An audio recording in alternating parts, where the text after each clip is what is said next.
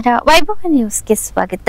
ಕೊಟ್ಟ ಮಾತಿನಂತೆ 5 ಗ್ಯಾರಂಟಿ ಯೋಜನೆಗಳನ್ನು ಜಾರಿಗೊಳಿಸಿ ನುಡಿದಂತೆ ನಡೆದಿದ್ದೇವೆ.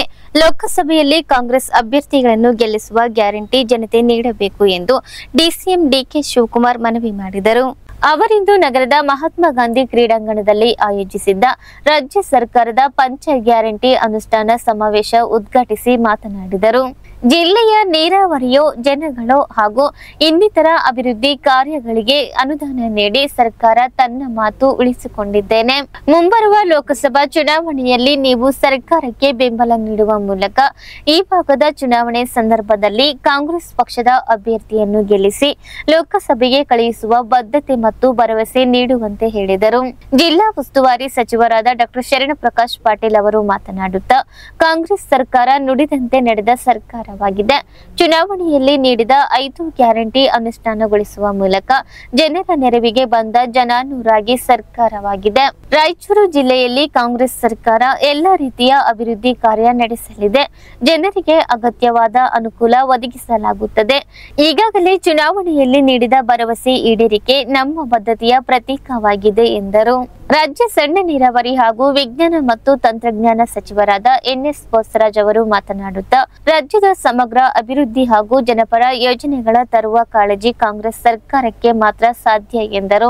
ಕಾರ್ಯಕ್ರಮದಲ್ಲಿ ಮಾನ್ವಿ ಶಾಸಕ ಹಂಪಯ್ಯ ನಾಯಕ್ ಸಾಹುಕರ್, ಮಸ್ಕಿ ಶಾಸಕ ಬಸನಗೌಡ ತುರ್ವಿಹಳ್, ವಿಧಾನ ಪರಿಷತ್ ಸದಸ್ಯ ಶರಣೇಗೌಡ ಪಾಟೀಲ್ ಬಯ್ಯಾಪುರ್, ಮಾಜಿ ಸಚಿವ ತುಕಾರಾಂ, ಮಾಜಿ ಶಾಸಕ ಡಿಎಸ್ ಹುಲಗೇರಿ, ಜಿಲ್ಲಾಧಿಕಾರಿ ಎಲ್ ಚಂದ್ರಶೇಖರ್ ನಾಯಕ್, ಜಿಲ್ಲಾ ಪಂಚಾಯತ್ ಮುಖ್ಯ ಕಾರ್ಯನಿರ್ವಾಹಕ ಅಧಿಕಾರಿ ರಾಹುಲ್ ತುಕಾರಾಂ ಪಾಂಡ್ವೆ, ಜಿಲ್ಲಾ ಪೊಲೀಸ್ ವರಿಷ್ಠಾಧಿಕಾರಿ ನಿಖಿಲ್ ಬಿ, ಎಪಿಎಂಸಿ ಅಧ್ಯಕ್ಷ ಮಲ್ಲಿಕಾರ್ಜುನ್ ಗೌಡ ತಲಮಾರಿ, ಉಪಾಧ್ಯಕ್ಷ ಬಶೀರ್ ಅಹಮದ್, ಕಾಂಗ್ರೆಸ್ ಮುಖಂಡ ಮಹಮ್ಮದ್ ಶಾಲಂ, ಕೆಪಿಸಿಸಿ ಮಹಿಳಾ ಘಟಕದ ಕಾರ್ಯದರ್ಶಿ ಶ್ರೀದೇವಿ ನಾಯಕ್ ಸೇರಿದಂತೆ ಅನೇಕರು ಉಪಸ್ಥಿತರಿದ್ದರು. ಕಮಲ ಕೆರೆಯಲ್ಲಿದ್ದರೆ ಚಂದ, ತೆನೆ ಹೊಲದಲ್ಲಿದ್ದರೆ ಚಂದ. ಈ ದಾನ ಧರ್ಮ ಮಾಡುವ ಕೈ ಅಧಿಕಾರದಲ್ಲಿದ್ರೆ ಮಾತ್ರ ಚಂದ ಅಂತ ಹೇಳಿದ್ದೆ. ಈಗ ದಾನ ಧರ್ಮ ಮಾಡುವ ಕೈ ಅಧಿಕಾರದಲ್ಲಿದ್ದಕ್ಕೇನಾಯ್ತು? 5 ಗ್ಯಾರಂಟಿ ಬಂತು, ಈ ಕೆರೆ ಯೋಜನೆ ಬಂತು, ಅಭಿವೃದ್ಧಿ ಆಗ್ತಾ ಇದೆ. ದೊಡ್ಡ ಪಟ್ಟಿ, ದೊಡ್ಡ ಯೋಜನೆಗಳು ಇವತ್ತು ಅನುಷ್ಠಾನಕ್ಕೆ ಬರ್ತಾ ಇದೆ. 9 ಕೆರೆಗಳು ತುಂಗಾಭದ್ರಾ ನದಿಯಿಂದ ನೀರು ತುಂಬುವಂಥ ಯೋಜನೆ. ಗುಂಜಳ್ಳಿ ಗ್ರಾಮ, ಬಸಪ್ಪ ಕೆರೆ ಹಾಗೂ ಸುತ್ತಮುತ್ತಲಿನ ಗ್ರಾಮಗಳಿಗೆ. ಇದಲ್ಲದೆ ನಮ್ಮ ಇನ್ನೊಂದು ನಾವು ಯಾತ್ರೆಗೆ ಬಂದೋ ಬಂದಾಗ ಭಾರತ್ ಜೋಡೋ ಯಾತ್ರೆಗೆ ತೋರಿಸಿದ್ರು ಶಾಸಕರು, ಇಲ್ಲೊಂದು ಬ್ಯಾರೇಜ್ ಆಗಬೇಕು, ನಮಗೂ ಆಂಧ್ರಾಗೂ ಬ್ಯಾರೇಜಿಗೆ ಆಗಬೇಕು, ಬ್ರಿಡ್ಜ್ ಕಮ್ ಬ್ಯಾರೇಜ್ ಆಗಬೇಕು ಅಂತೇಳಿ ಅದನ್ನು ಕೂಡ ನಾವು 158 ಕೋಟಿ ರೂಪಾಯಿ ಮಂಜೂರಾತಿಯನ್ನು ಮಾಡಿದ್ದೇವೆ. ಯಾರು ಮಾಡಿದ್ರು ಇದನ್ನ? BJPಯವರು 4 ವರ್ಷ ಇದ್ರೇನೋ ಮಾಡಿದ್ರ? ಹಿಂದೆ ನಮ್ಮ ಮಂತ್ರಿಗಳು ಹೇಳಿದ್ರು, ಬೋಸರಾಜ್ ಅವರು, 24 ರಾತ್ರಿ 12 ಗಂಟೆ ಕರೆಂಟು. ನಾನು ವಿದ್ಯುತ್ ಶಕ್ತಿ ಮಂತ್ರಿ ಆಗಿದ್ದಾಗ 12 ಗಂಟೆ ಕರೆಂಟು. ನಾನು ಯಾಕೆ ಈ ಮಾತು ಹೇಳ್ತಾ ಇದ್ದೀನಿ ಅಂದರೆ, ಮನುಷ್ಯನ ಹುಟ್ಟು ಆಕಸ್ಮಿಕವಾದ್ದು, ಸಾವು ಅನಿವಾರ್ಯ, ಜನನ ಉಚಿತ, ಮರಣ ಖಚಿತ. ಈ ಹುಟ್ಟು ಸಾವಿನ ಮಧ್ಯದಲ್ಲಿ ನಾವು ಏನು ಮಾಡ್ತೀವಿ ಅಂತ ಮುಖ್ಯ. ಹಂಗೆ ಅಧಿಕಾರ ಇದ್ದಾಗ, ಕಾಂಗ್ರೆಸ್ ಸರ್ಕಾರ ಇದ್ದಾಗ, ಕಾಂಗ್ರೆಸ್ ಶಕ್ತಿ ದೇಶದ ಶಕ್ತಿ, ಕಾಂಗ್ರೆಸ್ ಇತಿಹಾಸ ಈ ದೇಶದ ಇತಿಹಾಸ. ಕಾಂಗ್ರೆಸ್ ಅಧಿಕಾರಕ್ಕೆ ಬಂದರೆ ಎಲ್ಲ ವರ್ಗದ ಜನರ ಅಧಿಕಾರಕ್ಕೆ ಬಂದಂಗೆ.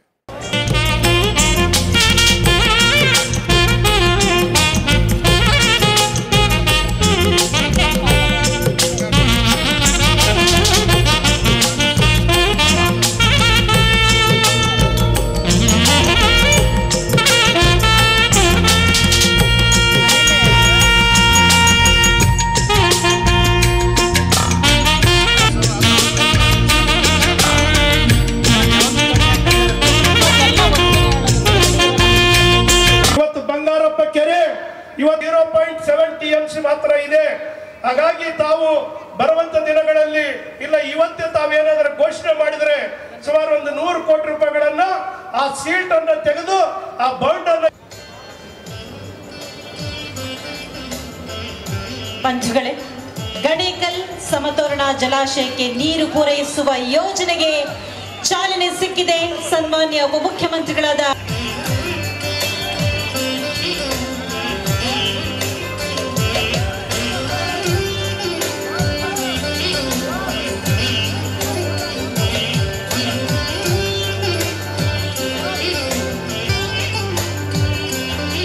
ಇರ್ತೀವಾ, ನಾವು ಚಿಂತೆ ಮಾಡೋದು ಬೇಡ. ಆದ್ರೆ ಏನ್ ಕಂಡೀಷನ್, ನಿಮ್ಮ ಲೋಕಸಭಾ ಸದಸ್ಯರು ಪಾರ್ಲಿಮೆಂಟ್ ಅಲ್ಲಿ ನೀವೆಲ್ಲ ಕುಂಡ್ರಿಸ್ಬೇಕು, ಅದು ನಿಮ್ಮ ಜವಾಬ್ದಾರಿ. ನಾವು ಕೊಟ್ಟು ನನಗೆ ಪೆನ್ನು ಅಧಿಕಾರ ಬರೋದು, ಅಧಿಕಾರ ಪೆನ್ ಸಿಕ್ಕೋದು 107 ಕೋಟಿ ರೂಪಾಯಿ ಆಗಿದೆ. DC ಕಾಂಪ್ಲೆಕ್ಸ್ 30 ಕೋಟಿ ರೂಪಾಯಿ. ಸಿಂಧನೂರಿಗೆ ರೈಲು ಸಂಚಾರ ಆರಂಭಿಸಿರುವುದು ಸಂತಸ ಮೂಡಿಸಿದೆ. ಆದರೆ ಯೋಜನೆಗೆ ಸಂಬಂಧಿಸಿದ ಹಲವು ಕಾಮಗಾರಿಗಳು ಬಾಕಿ ಇರುವಾಗಲೇ ಅವಸರದಲ್ಲಿ ಸಂಚಾರಕ್ಕೆ ಚಾಲನೆ ನೀಡುತ್ತಿರುವುದು ಸರಿಯಾದುದಲ್ಲ ಎಂದು ಮಾಜಿ ಸಂಸದ ಕೆ ವಿರೂಪಾಕ್ಷಪ್ಪ ಪ್ರಶ್ನಿಸಿದರು.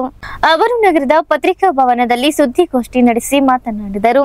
ರೈಲ್ವೆ ಕಾಮಗಾರಿಗೆ ಸಂಬಂಧಿಸಿದಂತೆ ಪಾರ್ಕಿಂಗ್, ಕಾಂಪೌಂಡ್, ಕುಡಿಯುವ ನೀರಿನ ಪೂರೈಕೆ, ರೈಲ್ವೆ ನಿಲ್ದಾಣಕ್ಕೆ ಸಂಪರ್ಕ ಕಲ್ಪಿಸುವ ರಸ್ತೆ ನಿರ್ಮಾಣ ಸೇರಿದಂತೆ ಹಲವು ಕಾಮಗಾರಿಗಳು ಬಾಕಿ ಇರುವಾಗಲೇ ಅವಸರದಲ್ಲಿ ರೈಲ್ವೆ ಸಂಚಾರಕ್ಕೆ ಚಾಲನೆ ನೀಡುವ ಅವಶ್ಯಕತೆ ಏನಿತ್ತು? ಹಿಂದಿನ ಉದ್ದೇಶವೇನು? ಲೋಕಸಭಾ ಚುನಾವಣೆ ನಂತರವೇ ಎಲ್ಲ ಕಾಮಗಾರಿಗಳನ್ನು ಸುಸಜ್ಜಿತವಾಗಿ ಮುಗಿಸಿ ಉದ್ಘಾಟನೆ ಮಾಡಬೇಕಿತ್ತು ಎಂದು ಆಗ್ರಹಿಸಿದರು. ತಾವು ಸಂಸದರಿದ್ದಾಗ ಈ ಭಾಗಕ್ಕೆ ರೈಲು ಸಂಚಾರ ಆರಂಭಿಸುವ ಬಗ್ಗೆ ಅಂದಿನ ರಾಯಚೂರು ಜಿಲ್ಲಾಧಿಕಾರಿಗಳೊಂದಿಗೆ ಚರ್ಚಿಸಿ ಭೂ ಸ್ವಾಧೀನಕ್ಕೆ ಕ್ರಮ ವಹಿಸಲಾಗಿತ್ತು ಎಂದು ಹೇಳಿದ ವಿರೂಪಾಕ್ಷಪ್ಪ, ರೈಲ್ವೆ ಯೋಜನೆ ತ್ವರಿತಗತಿಗೆ ಅಂದು ಸಚಿವರಾಗಿದ್ದ ಬಸವರಾಜ ರಾಯರೆಡ್ಡಿ ಪಾತ್ರ ಪ್ರಮುಖವಾಗಿತ್ತು. ನಂತರ ನೆನೆಗುದಿಗೆ ಬಿದ್ದಿದ್ದ ಕಾಮಗಾರಿ ಸಂಸದರಾಗಿರುವ ಸಂಗಣ್ಣ ಅವರು ಶ್ರಮವಹಿಸಿ ಸಿಂಧನೂರಿನವರೆಗೆ ಕಾಮಗಾರಿಯನ್ನು ಕೈಗೆತ್ತಿಕೊಂಡಿದ್ದಾರೆ ಎಂದು ಹೇಳಿದರು. ಸ್ಥಳೀಯ ಕೋರ್ ಕಮಿಟಿ ತೀರ್ಮಾನದಂತೆ ಬಿಜೆಪಿ ನಗರ ಮಂಡಲ ಅಧ್ಯಕ್ಷರ ನೇಮಕ ನಡೆದಿಲ್ಲ. ಅಮರೇಗೌಡ ವಿರುಪಾಪುರ್ ಮಾತು ಕೇಳಿ ತಮ್ಮ ಸಂಸದ ಸ್ಥಾನದ ಪ್ರಭಾವ ಬಳಸಿ ಸಂಗಣ್ಣ ಕರಡಿ ಕೋರ್ ಕಮಿಟಿ ಹೆಸರಿಲ್ಲದವರನ್ನು ಅಧ್ಯಕ್ಷರನ್ನಾಗಿ ಮಾಡಿದ್ದಾರೆ. ಸಂಸದರ ಹುಚ್ಚುತನ ಸರಿಯಲ್ಲ. ಲೋಕಸಭಾ ಚುನಾವಣೆಯಲ್ಲಿ ಸಿಂಧನೂರು ಮರುಜನ್ಮ ನೀಡಿದೆ ಎನ್ನುವ ಸಂಗಣ್ಣ ಸಿಂಧನೂರಿನ ಜನತೆಗೆ ಏನು ಕೊಡುಗೆ ನೀಡಿದ್ದಾರೆ ಎಂಬುದು ಹೇಳಲಿಲ್ಲ ಎಂದರು. ಟಿಕೆಟ್ ವಿಚಾರವಾಗಿ ಸುದ್ದಿಗಾರರ ಪ್ರಶ್ನೆಗೆ ಪ್ರತಿಕ್ರಿಯೆ ನೀಡಿ ವಿರೂಪಾಕ್ಷಪ್ಪ ನೀಡಿದ ವಿರೂಪಾಕ್ಷಪ್ಪ, ಬಿಜೆಪಿಯಲ್ಲಿ ಪ್ರತಿ ಬಾರಿಯೂ ಹೊಸ ಮುಖಗಳಿಗೆ ಅವಕಾಶ ಮನ್ನಣೆ ನೀಡಲಾಗುತ್ತದೆ. ಈ ಬಾರಿಯೂ ಅದೇ ರೀತಿ ಮಾಡಲಾಗಿದೆ. ಸಂಗಣ್ಣ ಕರಡಿ ಅವರಿಗೆ ಟಿಕೆಟ್ ನೀಡಬಾರದು ಎಂದು ಬಹಳಷ್ಟು ಜನರು ಹೇಳಿದ್ದರು. ನನ್ನ ಅಭಿಪ್ರಾಯ ಕೇಳಿದಾಗಲೂ ನಾನು ಸಹ ಸಂಗಣ್ಣರಿಗೆ ಟಿಕೆಟ್ ನೀಡಬಾರದು ಎಂದು ವರಿಷ್ಠರಿಗೆ ತಿಳಿಸಿದ್ದೇನೆ. ಡಾಕ್ಟರ್ ಬಸವರಾಜ್ ಅವರಿಗೆ ಕೊಟ್ಟಿದ್ದಾರೆ. ಇದರಲ್ಲಿ ಹೊಸತನ ಏನೂ ಇಲ್ಲ ಎಂದರು. ನಂತರ ಮತ್ತೆ ಪ್ರಗತಿ ತಗೊಂಡು ಸಂಗಣ್ಣ ಅಲ್ಲಿಂದ ಹೆಚ್ಚು ಪ್ರಗತಿ ತಗೊಂಡು ಸಂಗಣ್ಣ ಪಾತ್ರ ಶ್ರಮ ಇದೆ, ಅದು ಇಲ್ಲದ ಪ್ರಶ್ನೆ ಎಲ್ಲ. ಬಟ್ ಇದೆ ಅನ್ನೋದಕ್ಕಿಂತ ಬಹಳ ಪ್ರಮುಖವಾಗಿ ನರೇಂದ್ರ ಮೋದಿಯವರ ಸರ್ಕಾರದ ತೀರ್ಮಾನ ಏನಿದೆ, ಹೊಸ ಕಾರ್ಯಕ್ರಮ ರೈಲ್ವೆ ಡಿಪಾರ್ಟ್ಮೆಂಟಿನ ಹೊಸ ಕಾರ್ಯಕ್ರಮಗಳಲ್ಲಿ ಯಾವುದೂ ಕೂಡ ಭೂಮಿ ಪೂಜೆ ಮಾಡೋದಿಲ್ಲ. ಈಗಾಗಲೇ ಮಂಜೂರಿಯಾಗಿ ಕೊಟ್ಟಿರ್ತಕ್ಕಂಥ ಕಾರ್ಯಕ್ರಮಗಳನ್ನು ಮುಗಿಸುವಂತಕ್ಕೆ ಪ್ರಯತ್ನ ಮಾಡಬೇಕು ಅಂತ ಹೇಳಿ ಒಂದಕ್ಕೆ ಅಂತಲ್ಲ, ಒಡನೆ ಕೇಂದ್ರ ಸರ್ಕಾರದ ಯಾವುದೇ ಯೋಜನೆಗಳು ಮೊದಲೇನು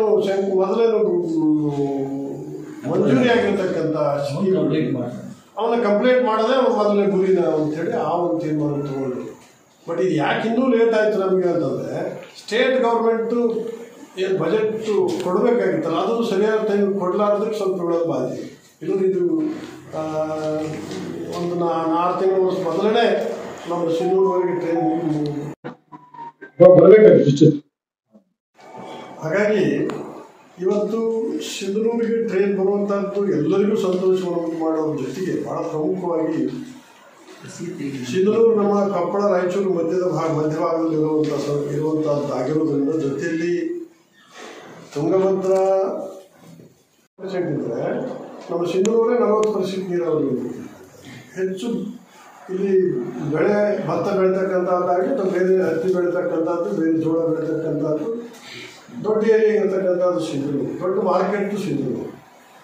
ಬರೀ ಇವತ್ತು ಭತ್ತ ನಮ್ಮಲ್ಲಿ ಬೆಳೆದ್ರೂ ಕೂಡ ಕಾಟಿಗೆ ಮತ್ತು ಶಿಲ್ಪಕ್ಕೆ ಜಾಸ್ತಿ ಹೋಗ್ತದೆ. ಮಿಲ್ಗಳಲ್ಲಿ ಜಾಸ್ತಿ ಇರೋದ್ರಿಂದ ನಮಗೆ ಅಲ್ಲಿ ಜಾಸ್ತಿ ಹೋಗುತ್ತೆ. ಹಂಗಾಗಿ ನಮ್ಮ ಭತ್ತ ಖರೀದಿ ಮಾಡಿ ಘಾಟಿಯವರು ಸುರುವಿಯವರು ತಮ್ಮ ಬ್ರ್ಯಾಂಡ್ ಹಾಕೊಂಡು ಮಾರಾಟ ಮಾಡ್ತಾ ಇದ್ದಾರೆ. ಬಟ್ ಮೂಲ ಸಿಂಧನೂರು ಅನ್ನೋದು, ಸಿಂಧನೂರಿನಲ್ಲಿ ಮಿಲ್ಲುಗಳ ಕೊರತೆ ಅದು ಯಾವ ಕಾರಣದಲ್ಲಿ ಏನೋ ಗೊತ್ತಿಲ್ಲ. ಮಿಲ್ಲುಗಳ ಕೊರತೆಯಿಂದಾಗಿ ಜಾಸ್ತಿ ನಮಗೆ ಕಾಫಿ ಮತ್ತು ಸುರುಪಕ್ಕೆ ಹೋಗ್ತಾ ಇದೆ.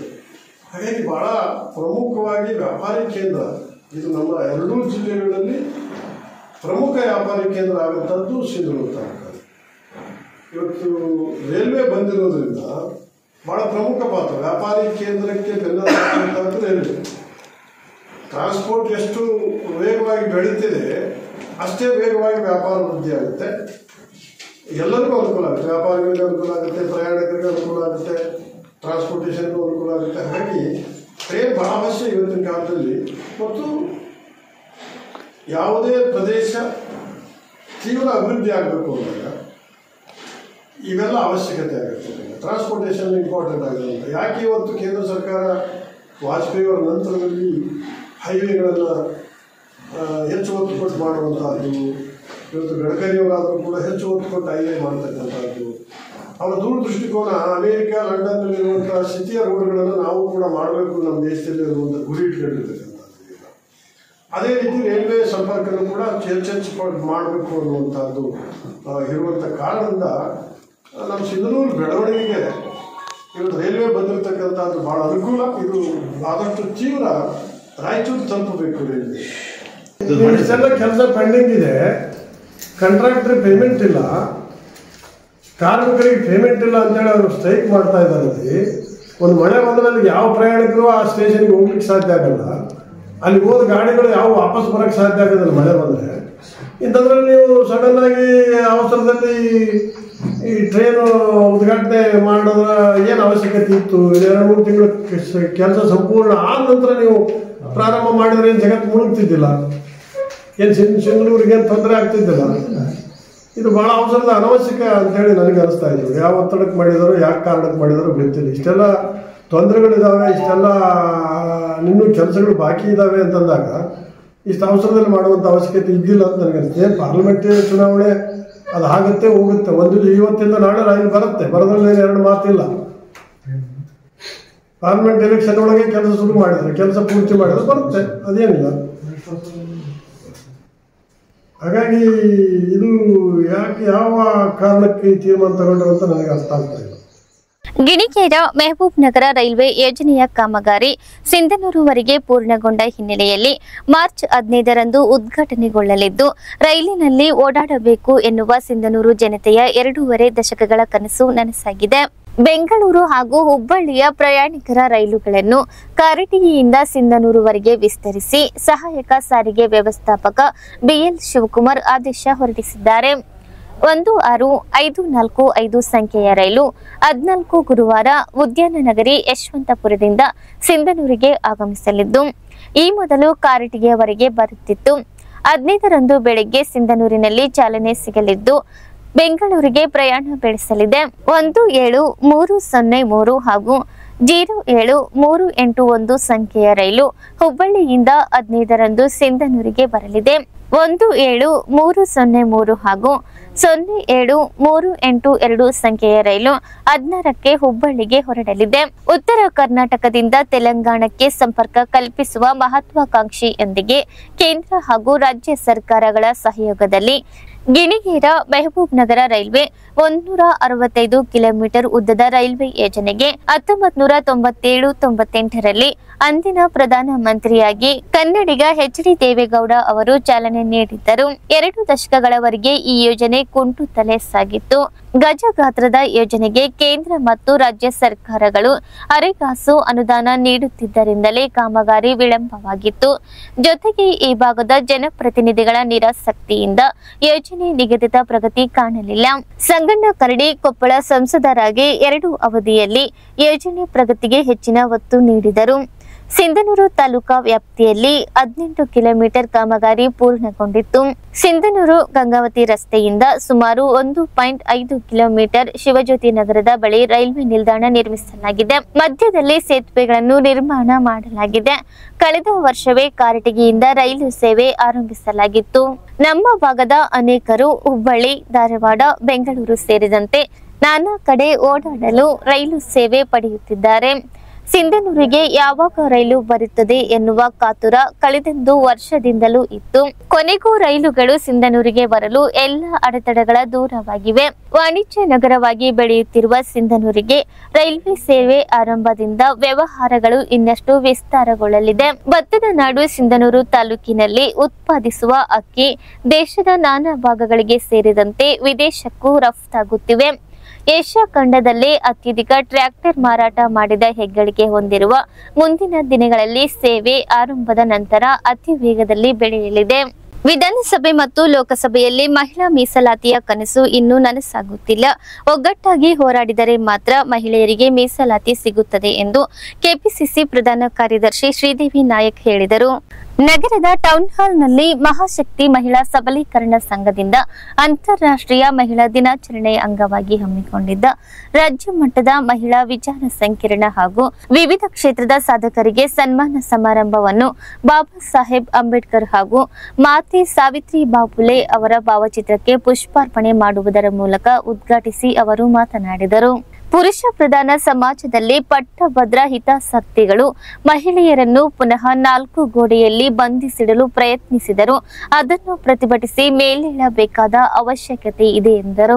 ಅಧ್ಯಕ್ಷತೆ ವಹಿಸಿದ್ದ ಮಹಾಶಕ್ತಿ ಮಹಿಳಾ ಸಬಲೀಕರಣ ಸಂಘದ ರಾಜ್ಯ ಘಟಕದ ಅಧ್ಯಕ್ಷೆ ವಿಜಯರಾಣಿ ಪ್ರಾಸ್ತಾವಿಕವಾಗಿ ಮಾತನಾಡಿ, ನಮ್ಮ ಎಂಎಂಎಸ್ ಸಂಘಟನೆ ಹುಟ್ಟು ಹಾಕಿರುವ ಉದ್ದೇಶ ಸರ್ವ ಸಮುದಾಯದಲ್ಲಿರುವ ಶೋಷಿತ ಮಹಿಳೆಯರನ್ನು ಸಮಾಜದ ಮುಖ್ಯವಾಹಿನಿಗೆ ತಂದು ಅವರನ್ನು ಇತರರಂತೆ ಸಮಾನವಾಗಿ ಸಮಾಜದಲ್ಲಿ ಬಾಳುವಂತೆ ಅವಕಾಶ ಕಲ್ಪಿಸುವುದು.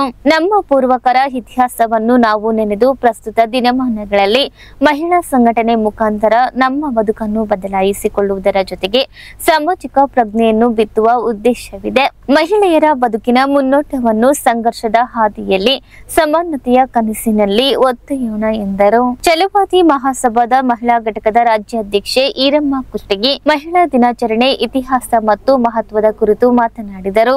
ದಲಿತ ಮುಖಂಡರಾದ ಎಚ್ಎನ್ ಬಡಿಗೇರ್ ಮತ್ತು ಆರ್ ವೆಂಚರ್ ಮಾತನಾಡಿದರು. ಹೋರಾಟಗಾರ ಕರಿಯಪ್ಪ ತೋರಣದಿನ್ನಿ, ಕೆ ಮರಿಯಪ್ಪ, ಮಸ್ಕಿ ಗ್ರಾಮೀಣ ಬ್ಲಾಕ್ ಕಾಂಗ್ರೆಸ್ ಅಧ್ಯಕ್ಷ ಹನುಮಂತಪ್ಪ ಮುದ್ದಾಪುರ್, ಜ್ಯೋತಿ ಕುಪ್ಪಳ, ಲಯಲಾ ಸಂಸ್ಥೆಯ ಅಧ್ಯಕ್ಷೆ ಅಂಚಲ, ಆರ್ಸಿಎಫ್ ರಾಜ್ಯ ಘಟಕದ ಸಂಯೋಜಕ ಎಂ ಗಂಗಾಧರ್, ದಲಿತ ಸಾಹಿತ್ಯ ಪರಿಷತ್ ಅಧ್ಯಕ್ಷ ಹುಸೇನಪ್ಪ ಅಮ್ರಾಪುರ್, ರಾಯಪ್ಪ ಬೂದಿವಾಳ್, ಶಿವಮ್ಮ ವೀರಾಪುರ್, ಹನುಮಂತಪ್ಪ ಹಂಪನಾಳ್, ಕಮಲಾಕ್ಷಿ ಲಿಂಗಸುಗೂರು, ಹನುಮಂತ ಮನ್ನಾಪುರಿ, ಕಮಲಮ್ಮ ಎಂಎಂಎಸ್, ಬಾಲಸ್ವಾಮಿ ಜಿನ್ನಾಪುರ, ಭೀಮೇಶ್ ಕವಿತಾಳ್, ಶೈಲಾ ಹೊಸಪೇಟೆ, ರಮ್ಯಾ ಕಾರಟಗಿ, ರುಕ್ಮಿಣಿ ಗೆಜ್ಜಲಘಟ್ಟ, ನಿರ್ಮಲಾ, ರತ್ನ ಕಟ್ಟಿಮನಿ, ಚಿಟ್ಟಿಬಾಬು, ಮೌನೇಶ್ ತುಗ್ಗಲದಿನ್ನಿ ಇದ್ದರು. ಮಲ್ಲಮ್ಮ ಉಟಕನೂರು ಸಂವಿಧಾನದ ಪೀಠಿಕೆ ಬೋಧಿಸಿದರು. ತಾಲೂಕಿನ 6 ಕ್ಯಾಂಪಿನ ಗ್ರಾಮ ಪಂಚಾಯಿತಿಯಲ್ಲಿ ಹೋಬಳಿ ಮಟ್ಟದ ವಿಶೇಷ ಚೇತನರ ಚಟುವಟಿಕೆ ಶಿಬಿರ ಯಶಸ್ವಿಯಾಗಿ ನಡೆಯಿತು. ಶಿಬಿರ ಉದ್ಘಾಟಿಸಿ ತಾಲೂಕು ಪಂಚಾಯತ್ ಸಹಾಯಕ ನಿರ್ದೇಶಕ ಅಮರಗುಂಡಪ್ಪ ವಿಶೇಷ ಚೇತನರಿಗೆ ಸರ್ಕಾರದಿಂದ ಹಲವು ಸೌಲಭ್ಯಗಳನ್ನು ದೊರೆಯಲಿದ್ದು ಅವುಗಳು ಸದ್ಬಳಕೆ ಮಾಡಿಕೊಳ್ಳಬೇಕು. ಕೀಳಿರಿಮೆ ಪಡೆದ ಸ್ವಾವಲಂಬಿ ಬದುಕು ಕಟ್ಟಿಕೊಳ್ಳಬೇಕು. ವಿವಿಧ ಕ್ಷೇತ್ರಗಳಲ್ಲಿ ಸಾಧನೆಗೈದ ವಿಶೇಷ ಚೇತನರ ಸ್ಫೂರ್ತಿಯಾಗಿಟ್ಟುಕೊಂಡು ತಾವು ಸಾಧಿಸುವತ್ತ ಹೆಜ್ಜೆ ಇಡಬೇಕೆಂದು ಹೇಳಿದರು. ಆರೋಗ್ಯ ಶಿಕ್ಷಣಾಧಿಕಾರಿ ಗೀತಾ ಅಂಗವಿಕಲರಿಗೆ ಸಿಗುವಂತ ಸೌಲಭ್ಯದ ಕುರಿತು ವಿವರಿಸಿದರು. ಶಿಶು ಅಭಿವೃದ್ಧಿ ಯೋಜನೆಯ ಹಿರಿಯ ಮೇಲ್ವಿಚಾರಕಿ ಸುನೀತಾ ಅಂಗವಿಕಲರ ಕಲ್ಯಾಣ ಕಾರ್ಯಕ್ರಮಗಳು, ಸರ್ಕಾರದ ಯೋಜನೆಗಳು ಹಾಗೂ ಕಾಯ್ದೆಗಳ ಕುರಿತು ಮಾಹಿತಿ ನೀಡಿದರು. ಸ್ತ್ರೀ ಶಕ್ತಿ ಒಕ್ಕೂಟದ ಅಧ್ಯಕ್ಷೆ ಶ್ರೀದೇವಿ ಶ್ರೀನಿವಾಸ್, ಗ್ರಾಮ ಪಂಚಾಯತ್ ಅಧ್ಯಕ್ಷ ಎಂ ರಹಮತ್ ಪಾಷಾ, ಉಪಾಧ್ಯಕ್ಷೆ ಲಕ್ಷ್ಮೀ ಮಂಡಲ್ ಸುಖದೇವ್, ಎಂಆರ್ಡಬ್ಲ್ಯೂ ಬಸವರಾಜ್ ಸಾಸಲಮರಿ, ರಾಜ್ಯ ಉಪಾಧ್ಯಕ್ಷ ದೇವೇಂದ್ರ ಗೌಡ, ಗ್ರಾಮ ಪಂಚಾಯಿತಿ ಅಭಿವೃದ್ಧಿ ಅಧಿಕಾರಿ ಪೂರ್ಣಿಮಾ, ಐಇಸಿ ಸಂಯೋಜಕ ಥಾಮಸ್, ಎನ್ಆರ್ಎಲ್ಎಂ ಕಾರ್ಯಕ್ರಮ ವ್ಯವಸ್ಥಾಪಕ ವೀರಭದ್ರಗೌಡ, ಪೋಷಣಾ ಅಭಿಯಾನ ತಾಲೂಕಾ ಸಂಯೋಜಕ ಮುತ್ತಣ್ಣ, ಎನ್ಆರ್ಡಬ್ಲ್ಯೂ ವೀರೇಶ್ ಮತ್ತು ರಮೇಶ್ ಇದ್ದರು. ನಗರದ ಪಾಟೀಲ್ ಮಹಿಳಾ ಮಹಾವಿದ್ಯಾಲಯದ ವಿದ್ಯಾರ್ಥಿನಿಯರಿಗೆ ಉನ್ನತ ಶಿಕ್ಷಣ ಸಚಿವ ಎಂಸಿ ಸುಧಾಕರ್ ಮತ್ತು ಉಪ ಕುಲಪತಿ ಪ್ರೊಫೆಸರ್ ಬಿಕೆ ತುಳಸಿಮಾಲಾ ಅವರು 2 ಚಿನ್ನದ ಪದಕ ಪ್ರದಾನ ಮಾಡಿದರು.